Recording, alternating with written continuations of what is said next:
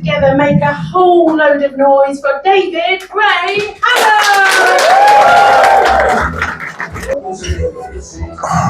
This mic is always way too low for me. So I'm David Gray-Hammond. I'm CEO of NeuroHub Community. We do peer mentoring, one-to-one group work. We do research, consultancy, training. We published a couple of academic papers last year on autism and substance use, and I've written a lot of books about autism and mental health. And that's kind of what I want to talk about because actually this weekend, starting tomorrow, we're running a 3-day autistic mental health conference. Autistic mental health. And it does relate to ADHD, because I know we're at the ADHD Experience Part 8, Take 2. Because in my experience, most autistic people are also ADHD. And in fact, the research kind of supports that. Some research has suggested there's an overlap of over 90% between autistic people and ADHD people, where we kind of both meet the criteria for both. So chances are, if you're autistic or ADHD, you are also autistic or ADHD, which is just kind of a fact of life. But for autistic people, the research is pretty dire when it comes to mental health. We hear that statistic all the time. 1 in 4 people will experience a mental health problem in their lifetime. But for autistic people, it's 8 in 10. 80% of us will receive a psychiatric diagnosis at some point in our life. We are systematically marginalized, mistreated, stigmatized, over-medicalized, all the ised, really. Not to mention all the isms and the phobias and the weird thing about autism awareness, like I'm hiding in people's cupboards. I promise I'm not. I don't fit. So we've got autistic people, 80% of us, and it's probably closer to 100% if we're honest, because I think any of us in here who are autistic and ADHD can probably think of a time when we thought, fuck this. I know I certainly did, because I'm not just autistic and ADHD, I'm also schizophrenic. I've spent time in psych wards. I'm 10 years in recovery from addiction. Thank you. People act like it's a really big achievement, which it kind of is, but also most people just don't take drugs. So it kind of feels pretty mundane at times. Like 10 years of doing what everyone else seems to be capable of doing without having to go to like group things and hugging people. I don't like hugging people. The thing that I really want to get across with this conference is that distress and mental health and things like it's a downstream issue. We don't just wake up one day and go, you know what? I'm going to be depressed and suicidal for the rest of my life now, because why not? It seems like a fun thing to do. It's what I call an ecosystemic thing.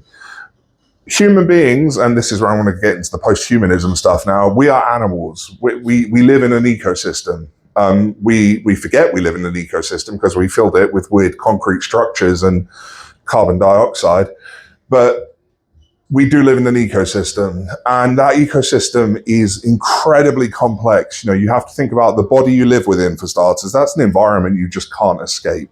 So if you're in pain, you don't escape that.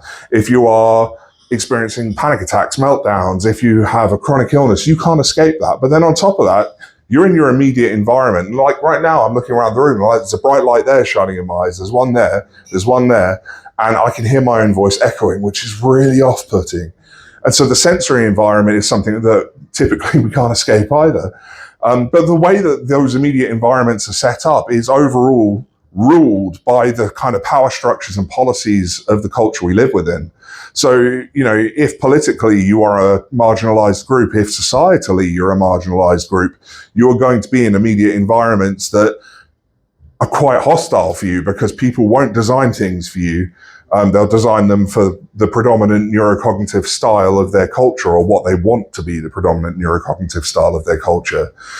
And then, of course, going back to our bodies, the way we relate to ourselves is also influenced by policies and statutes and laws and societal attitudes, because we're told how we should see ourselves, how we should view ourselves, and how we should feel about ourselves.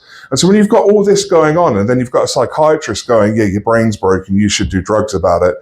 Like that doesn't, I'm not saying I'm anti-medication. I take medication. I'm schizophrenic. You should see me when I don't. It's hilarious.